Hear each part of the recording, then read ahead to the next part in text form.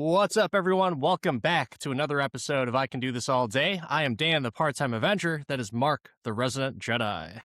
Hello there on this fine President's Day-ish. Today, we go back in time to watch a Netflix series that is about a president, a short-term president and a long-term-ish president, but a president nonetheless. And with a name like this, you'd think that he was electric. Death by Lightning. Death by Lightning, a 4-episode historical drama limited series on Netflix. Premiered back in November, and it's about everyone's favorite president, James A. Garfield. Mark, do you know what president he was? He was the 20th president of the United States.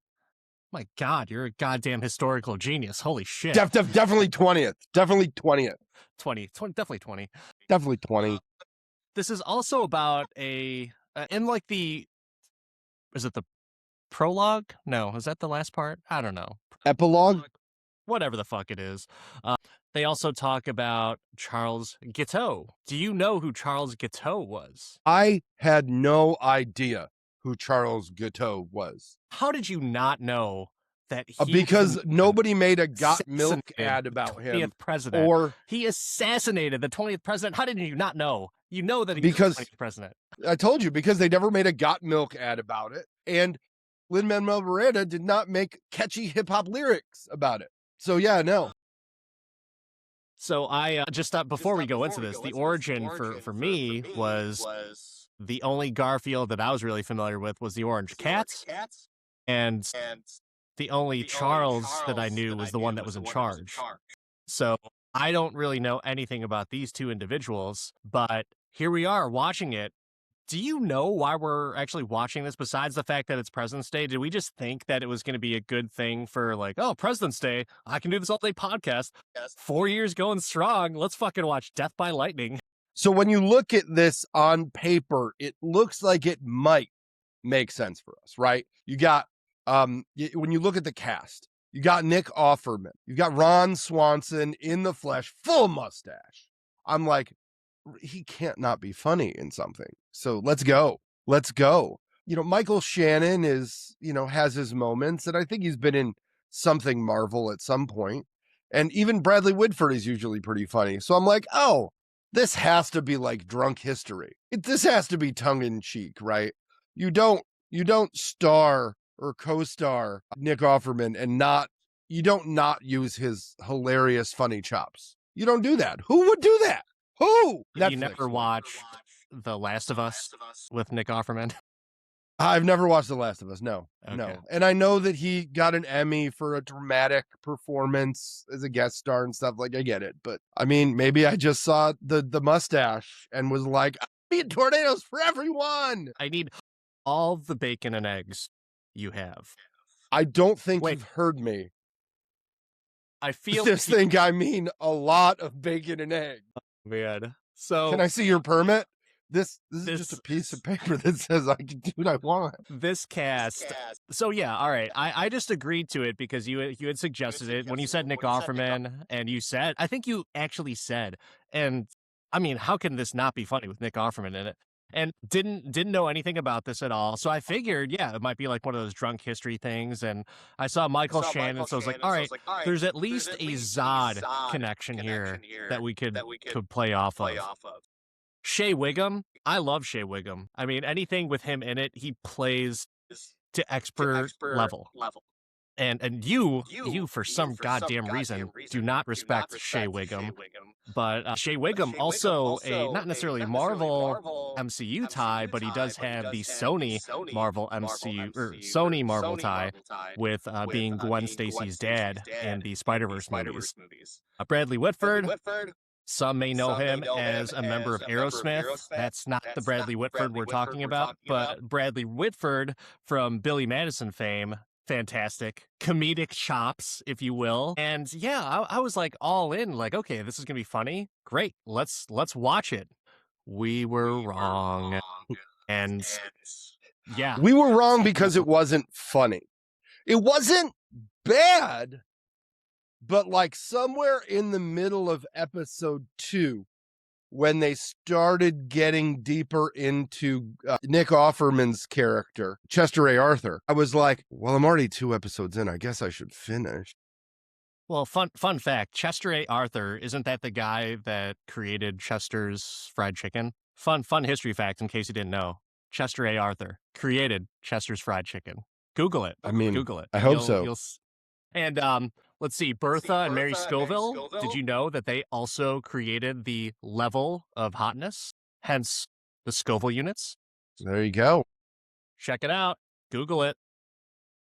But yeah, so my expectation was solely on your recommendation and perception that this was gonna be Another funny. hit, another amazing call by me. So I'm not showing my hand just yet. No, We're just no hands. there. No hands are shown in the making of this podcast. This was it was a bad call, Ripley. It was a bad call, but it's okay. Like, because that's fine. People make mistakes. We're human, just like presidents of the United States. And hey, this is kind of where we're at right now. So happy President's Day, everyone. This is going to be a fantastic episode. You people chose this. Oh my gosh. No, I mean, this wasn't bad, but much to some of the Marvel movies that we've watched over the years, I think that we both went in with expectations that were unfulfilled. So our bias in this moment and our tongue-in-cheek ribbing isn't at the quality of the show. It's at the lack of funny in the show. Like, there's a few Nick Offerman, like, oh, that could have been really funny, but it wasn't. And I thought that the Charles Gateau character was funny until it wasn't funny anymore. I thought that was the funniest part of I thought everything Gateau was pretty funny. And I liked his embellishments of his adventures, or maybe they weren't embellishments. Maybe historically, like, it's just like, yeah, he actually did all that stuff. But when he was talking about the free love colony that he was at, and he's just, standing there, no one wants to fuck him, and these people are just banging by a wagon, and that was funny. That I was like, oh, okay, history got some jokes here. Let's go into this. No, I Googled it. It was a real thing. Yeah, but I think the truth of it is that he wasn't involved with any of them because they all just thought he was a weirdo. I think that's based off of what I was Googling for 2 minutes. I don't think that anybody that has murdered a president is a normal person. No, you don't think so? But I think that by the end of this, instead of it being funny, it's just kind of sad. And we're not like big sad movie people, but I think that we've expressed kind of our expectations on this, and I think we both were met outside of the loop. What do you think? I think so. But before we dive into the movie, I think we should probably grace the audience with a version of the plot. I had no idea. I'm totally unprepared for this. Politics being politics, a complete outsider gets nominated for president and then eventually, actually quite quickly, gets shot by somebody who thinks that he should be president and king and is very smart, and it's everybody else's fault. And he is definitely crazy. But all of this said, and he doesn't die right away.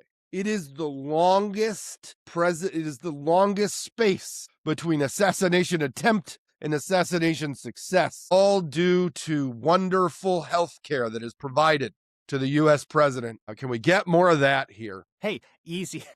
I'm just looking out for you. Easy with that type of talk, man. I don't know. And then I'm kidding. I'm absolutely kidding. I'm not kidding about the horrendous, like, it was very squeamish to watch that part of it. And then the redemption arc for Chester A. Arthur. Redemption. Yes. Was there redemption? I don't even know if there was. I mean, he, instead of being there definitely was redemption. We'll get to the redemption. Okay. All right. Yeah, I think you've got a pretty accurate plot. I couldn't tell you if that really is what it was, but I'm just going to take your word for it. I will say yes. And listeners, 100%, 100% the plot. You don't need to watch it. Mark just told you everything about it right there. So for anyone who did watch this, I'm kind of curious as to what your version of the plot is. So, hey, please comment below. I'd love to hear it. But yeah, so this. Oh, anybody that comments with more than a sentence on this plot will 100% get their name read on our next podcast. We will mention you and fully salute. We'll give a moment of applause because we really need a better plot for this. This is it's 4 episodes on Netflix, and I think that's one of the reasons why I agreed to it, because you had said that this was a TV miniseries. Or I don't know, do you call it a miniseries or do you call it just like a, I don't know. I call it something that could have been cut into a wonderful 90-minute movie and had to be 4 hours. That's being generous. I would say like 30 minutes of, you know what? Now, 30 minutes on this podcast. We're going to go through this entire movie or entire series. I guarantee you it will be more entertaining than watching the 4 hours of it. So, but yeah, so 4 episodes. One of the reasons why I agree to it is because, like, oh, you know, 3.5, 4 hours. No big deal. No big deal. I'll get that done. I watched it starting last night and finished it today. But you know, I want to give this a fair shot, and I don't want the listeners to feel like we're biased. And we're not biased on this podcast. I think we're very impartial and neutral, right? As a matter of fact, I just saw a comment on like an old reel or a reposting of a reel about us hating on DC characters. And it's just so funny. Like, we're Marvel fans, and the comments were just kind of just there, just saying, like, you guys need to stop talking about, you know, people, you say you're comic fans, but you just talk shit about it. Like, yeah, the ones that we don't like or know about. That's all. That's fine. And even though sometimes we do, like, the ones that we do know about, we kind of talk shit about, because you want to know why.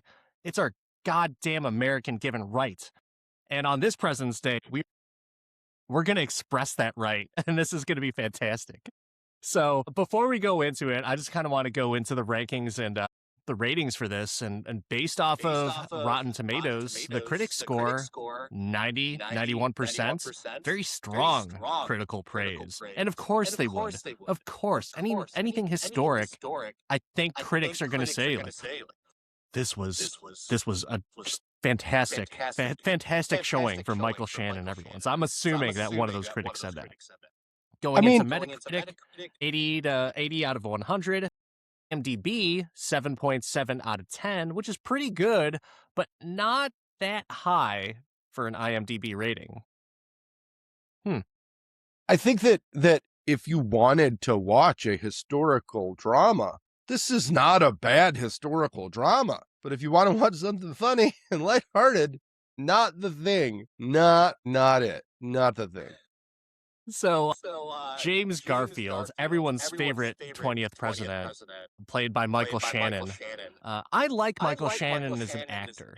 He's a very, very versatile actor, and you can kind of tell like how good he is, because when you hear him in interviews, he's very just laid back, low key, and almost nervous. I feel like he's nervous in every interview that he's talking about, and it's just not as fluid.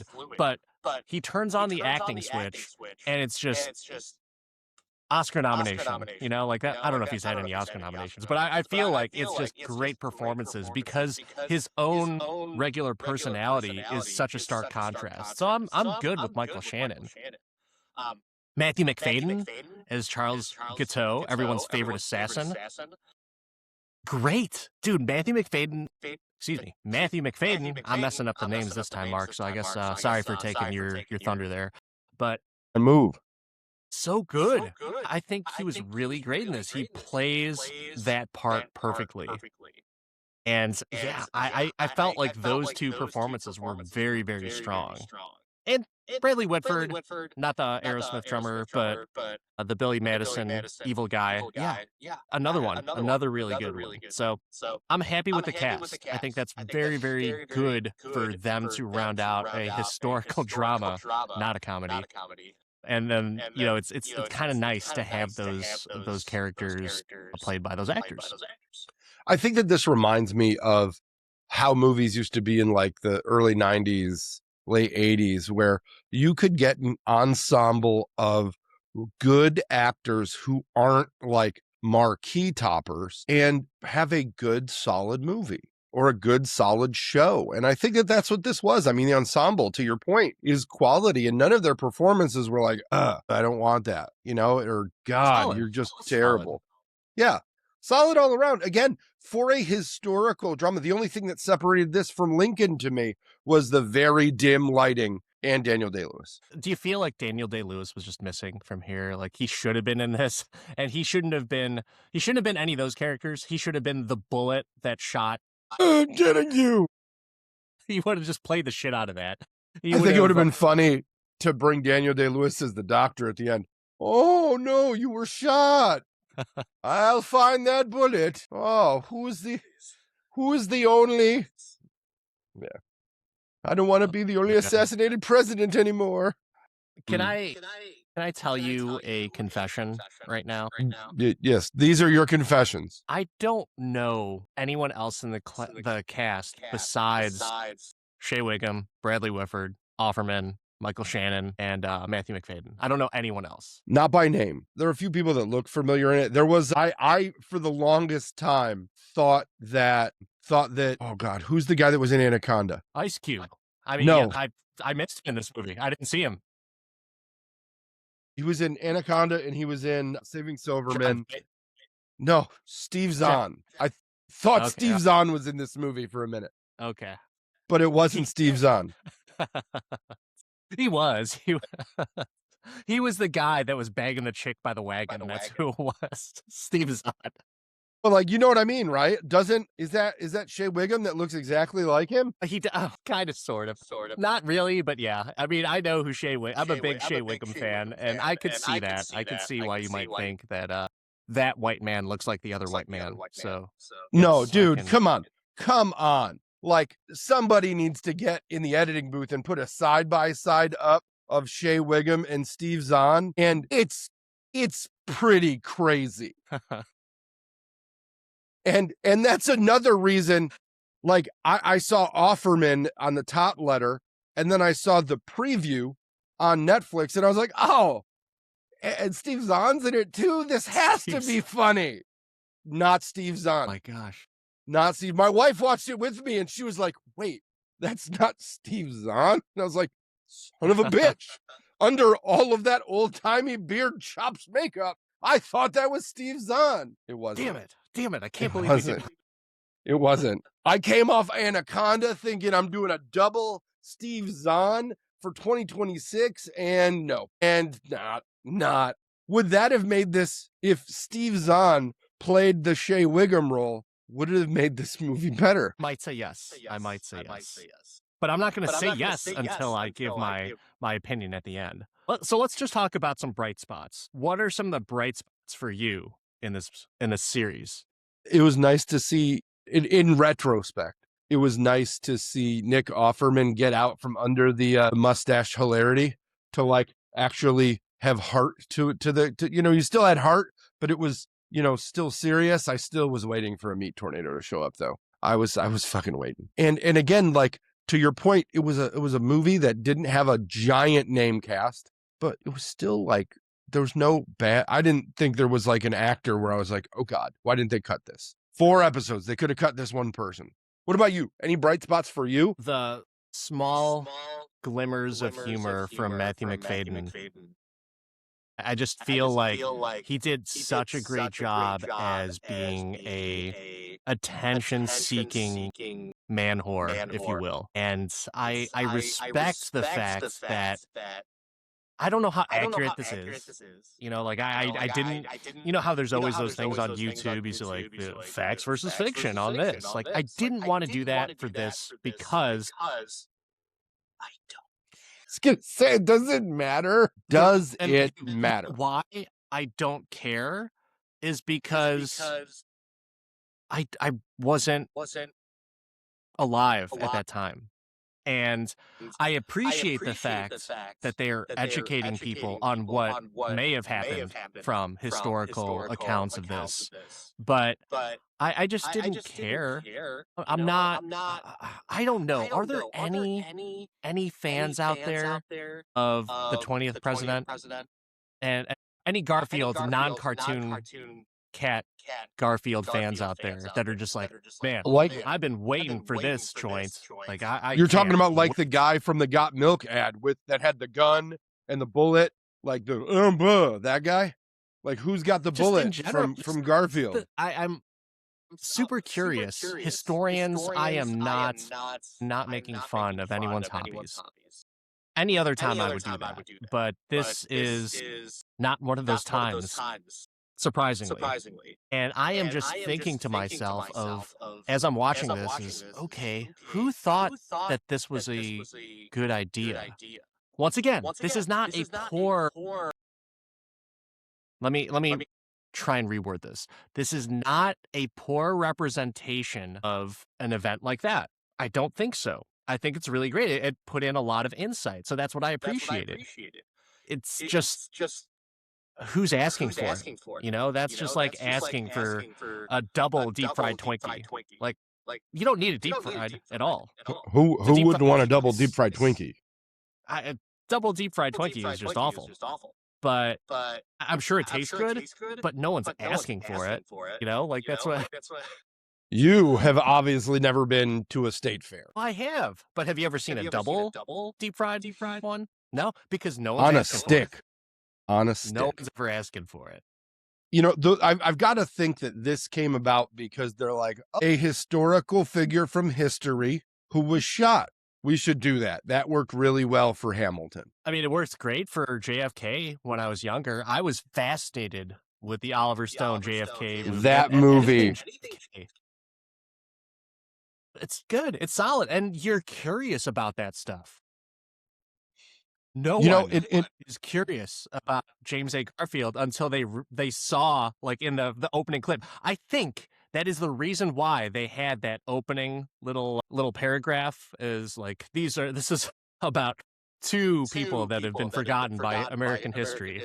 One of them was a president, and the other one shot him. Like, okay, I guess that's the hook. It's a good hook. I mean, if you think about it, right? Lincoln, when you go to DC, you can go to Ford's Theater, you can go to the museum where they have all the things. You can go to the room where he died. Like, I've been on that tour. It's super intense. In Dallas, you can see the book repository and walk the place where JFK was shot. This guy was shot. Like, I've never seen anything about it. We toured the White House and nobody mentioned anything about it. And I'm like, man, they really don't. Like, sorry, James A. Garfield. A cat took your name and now is more popular than you. Any other good things about it that you want to mention? If you're in the mood for historical, a historical story that you might not know, I think it's good. Like that's where I'm at. Like, if you want to kind of learn something, this is going to be great for the homeschool kids, except for all the, fornication. They're going to love that. I mean, if that's the case, I mean, so we talked about the good, very little, and we did gush a little bit about Nick Offerman outside of this role, maybe a little bit on the inside of this role. Michael Shannon was another solid performance, and I really liked the way that him and his wife were portrayed. I thought that was that made me care about a non-Garfield cat, so like or non-cat Garfield. So I'm fine with that, but. What about on the opposite side of the spectrum? Did anything Martha you about this? I think the only thing in retrospect that Martha'd me is like, and I don't want to say this to say it was all wasted time, but this could have been tighter. Netflix just be letting people go for days. Like 3 episodes, fine. But a tight, you could have brought it to 2 hours, just a 2-hour feature, and you'd have been great. I think you'd have been great, but that's not what we did. That's not it. I don't disagree. And I'll say that about a lot of things. Like there's some Star Wars that's been put out that I'm like, this we didn't need all this. So it's like having a Meg episode in Family Guy. It's like, what about you? Fair enough. Were you Martha'd by the lightning? Was mad at you for picking this because this was totally under false pretenses. You honey-dicked me on this, saying that this was going to be like I just had different expectations going into this. If it helps, I honey-dicked myself too. Honey-dicked. That's a new one. Kind of weird shit have you been doing? I mean it with all sincerity, but you flat out lied to me, Mark. How do you lie to your friends about this shit? I didn't lie to you. I just assumed. Another thing that Martha'd me is the fact that, and it's going to go into my answer for the question. So I kind of just want to jump into it right now, if that's okay with you, Mark. Dan, I want to ask you a very important question so you can give the answer that you just wanted to answer. When it comes to Death by Lightning, a movie title with which was part of a quote in movie of same name, can you do this all day? No. Not because it was bad, but because no one wanted it. I was not interested in it. And honestly, when you here's my and this is a serious thought here, okay? These two people are forgotten by American history, right? One of them murdering the president, essentially, right? You can say that. I mean, he kind of died because of wounds due to the assassination attempt. Am I wrong in saying that? No, it was 100% the white doctor at the end who thought he knew what he was doing. But here's the thing, like, if people forgot about this person in history, why even bring him back up? That's the big thing that Martha means. Why bring him back up? And why even make something like this? Now I kind of understand as to why the families and victims of people like Gacy or Dahmer and all that, like, they hate that shit being brought back up. This guy was forgotten about. Hell, the president was forgotten about. So why is that being brought up again? Do we need to know that chapter of American history? I'm going to say no. I'm going to say you do not need to know that chapter of American history. However, it's okay if you want to look into it for yourself. I don't think there needs to be a 4-part Netflix series on it. So let me present a counterpoint to that, and then you can ask me the question. What if this was made to deter someone gaining a presidential nomination in the same manner with Chester A. Arthur did, which was by adoration, not an established person, not, somebody that is going out there wanting to be president, but was called to it? What if they're trying to stifle new and emerging political figures? What if they're saying, this will happen to you? What if it's a conspiracy, Dan? If that's the case, don't talk about the other people. Just go strictly from Arthur's perspective. And then that's it. But that's me. That's just me. But Mark, I got a question for you. Can you do this all day? While we've said this many times during this episode, this was not a bad show. This was not bad. But I'm not watching it again anytime soon. It didn't make you feel... I was disappointed that Steve Zahn wasn't in it and it wasn't funny, right? Again, it goes back to expectations versus outcome. Something can be good, but if you expect it to be a different way, that cognitive dissonance is gonna rub off the wrong way on you. So I'm not surprised that it has the reviews it does. I'm not surprised that it is well liked. And if you want to celebrate President's Day by learning about a president, watch this docuseries or historical fiction series. But if you want to laugh at Nick Offerman and Steve Zahn, don't watch this movie because Steve Zahn's not in it. And Nick Offerman's not that funny in it either. Great performance, but we're just going to leave it at that. But hey, happy President's Day, Mark. And happy President's Day. All you Americans out there and all of our international listeners who tuned into this, hey, I don't know what to tell you, but I didn't pick this. So I blame poorly edited previews on Netflix. Yeah, blame the algorithm. We definitely got honey dicked. That wraps it up for another patriotic episode of the I Can Do This All Day podcast.